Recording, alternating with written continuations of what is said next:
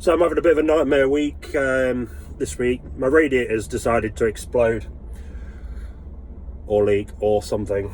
Yeah, great. I was driving up the road and noticed my temperature needle was just above half, and I was like, Christ, okay, need to pull over. So as I pulled over, the needle was getting really quickly up to the sort of like 3/4 mark, and I was like, ah crap, quickly turn the engine off.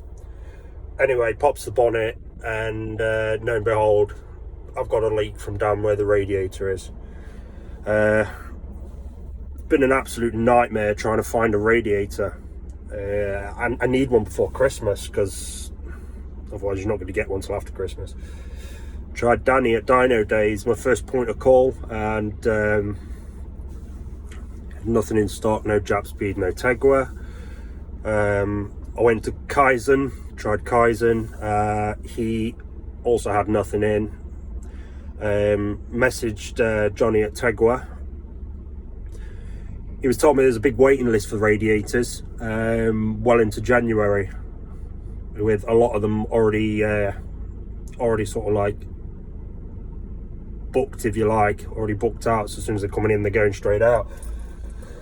So yeah, bit of a nightmare situation. I had a look at the local auto factors, and they could get me a Valio one, but it would be within like 2 weeks time. So absolute nightmare trying to find a radiator. Anyway, Danny at Dino Days told me to try Wagstaff Adrian. He breaks Honda Civics in Birmingham, and he's got a Jap speed in from one of the breakers that he's got a Jap speed full aluminium radiator.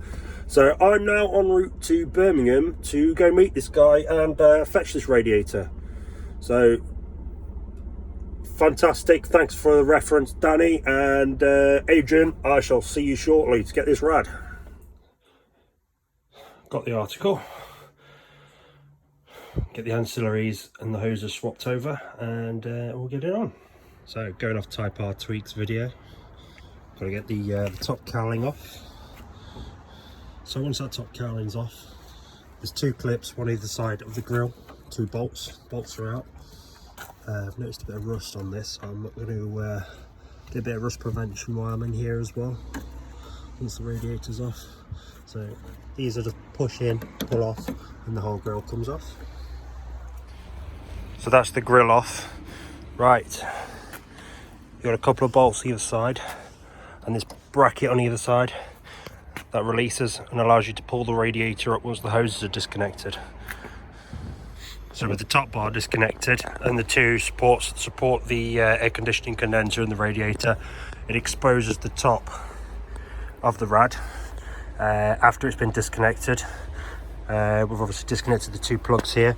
There is a temperature sensor plug on the bottom of it and a bottom radiator hose we're going to have to try and get to, trying to avoid taking the undershield off if I can, because I'm not replacing the hoses this time. My new radiator did come with red silicone hoses, but I am not a fan of red. I'm going to get some white ones down the line and get it changed at the same time as the thermostat, but I'll get it booked in with Dino Days to get that done. Just want to get the car moving. Right, I'll crack on. So I've got the radiator up to about here. You won't be able to do this with silicone hoses, by the way, only the standard ones, because they're more malleable. Should be able to pull this hose off now, and look what's going on. And ew, my aircon condenser is disintegrating. Lovely.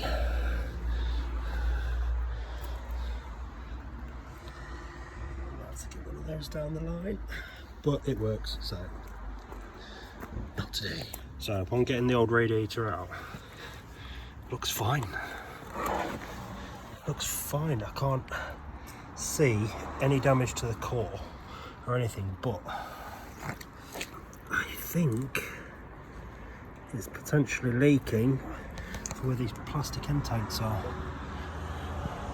Which probably indicates it's gone through too many heat cycles and something's knackered up in the plastic.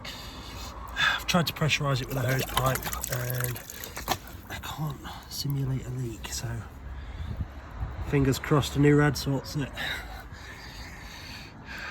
Yeah, they're absolute crap design, these plastic intakes. The car itself So I've given it a rinse off to rinse off the final bit of coolant that was left in there. Yeah, it's nasty down there, isn't it? I'm gonna have to get some Director rust paint or something to try and save that, because it is literally rotting away. Alright, I guess I'll get the heat gun out, dry this off, and so you get some rust prevention paint on it. Yeah, the aircon rod can be moved slightly.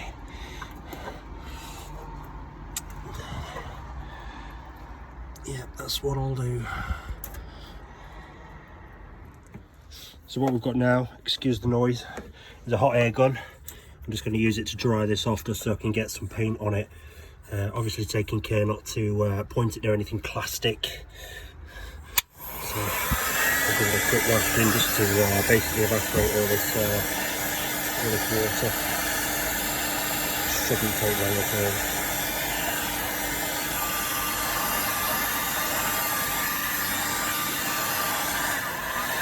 Turn it down just to burn the water.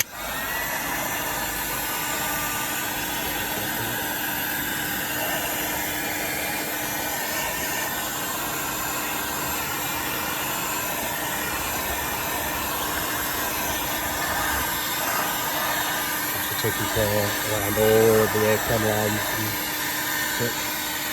such a miserable day.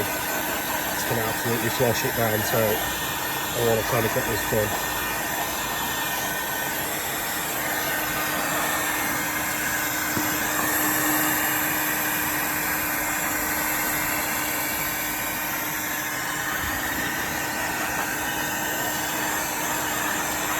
At least that's the top bit done then, and then when I've got the when I get the under shield off,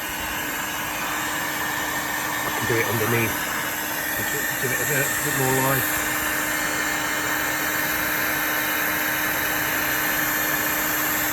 I mean, all this stuff's designed to take heat anyway, obviously not to this degree, but it'll be fine.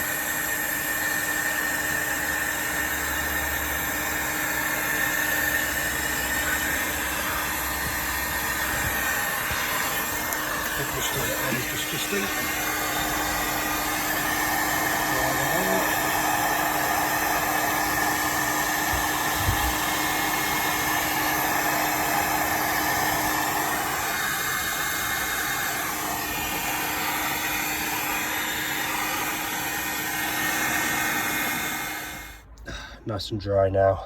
As I say, that is not a job for the faint-hearted, and I don't recommend anybody do that. I'm just fighting against this. So I need to get some rust paint on this now, and I'll get it all back together.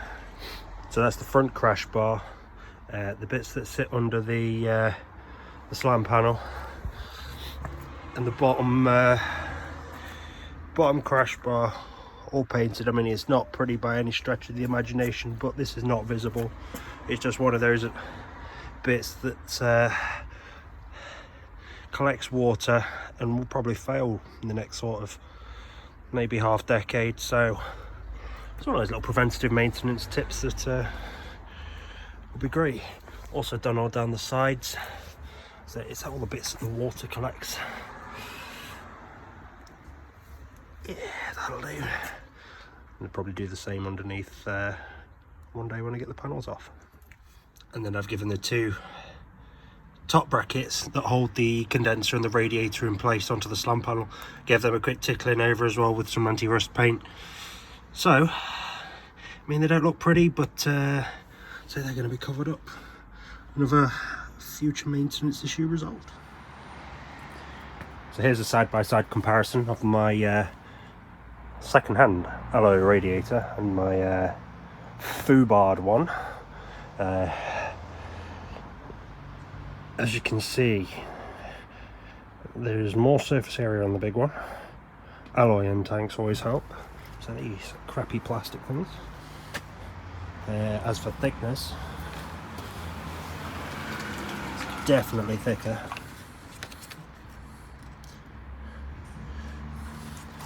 So the radiator goes all the way to the outside perimeter of the frame, whereas the stock one you've got to be looking at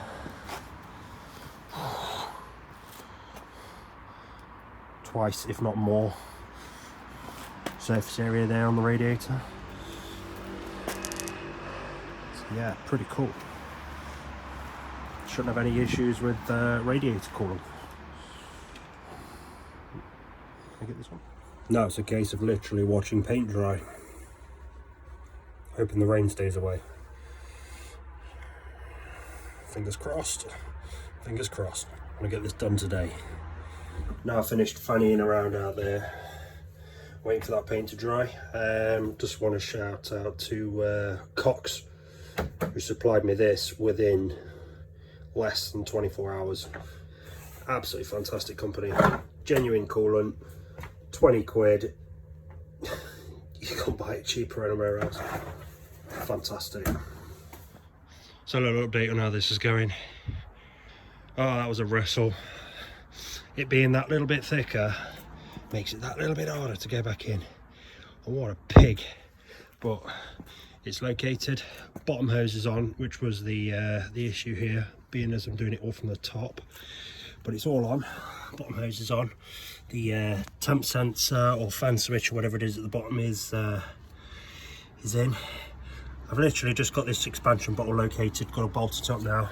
I've got to put the clip back on the top hose, plug the fans in, and we are ready to get some coolant in this. Thank God for that. So a little update on how this is going. Oh, that was a wrestle.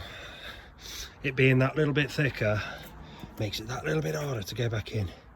And what a pig. But it's located. Bottom hose is on, which was the issue here, being as I'm doing it all from the top. But it's all on. Bottom hose is on. The temp sensor or fan switch or whatever it is at the bottom is in. I've literally just got this expansion bottle located, got to bolt it up now.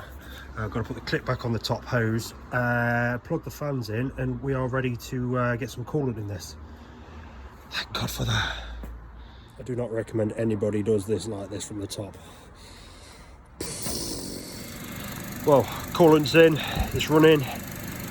Just making sure that it's all,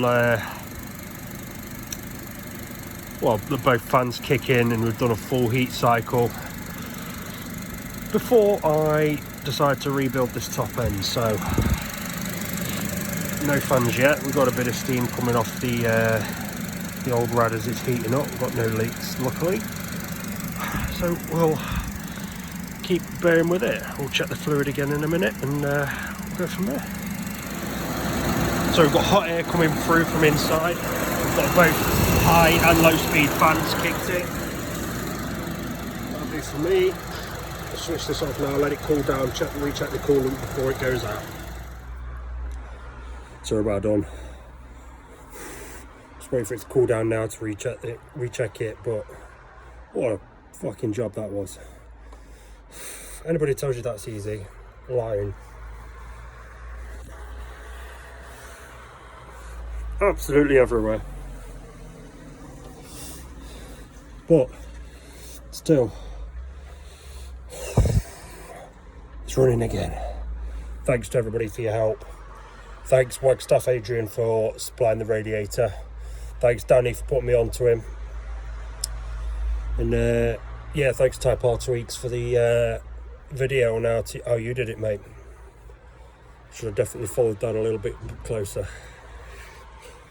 Cheers, guys.